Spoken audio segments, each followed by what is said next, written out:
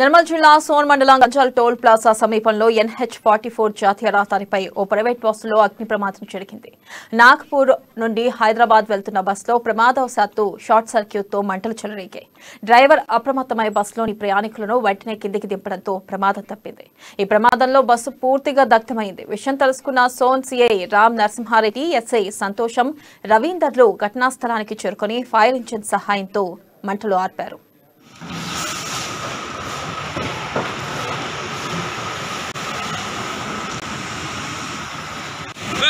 बुला रहे जो उधर क्या कर रहे यार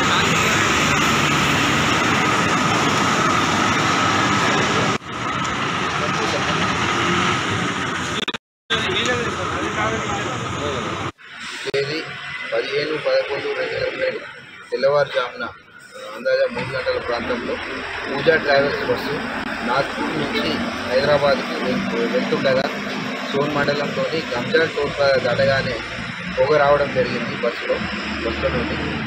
తర్వాత గమనించిన డ్రైవరు అందరినీ అలర్ట్ చేసి మొత్తము 29 మంది బయటికి రావడం జరిగింది. వారి లగేజ్తో సహా బయటికి రావడం జరిగింది.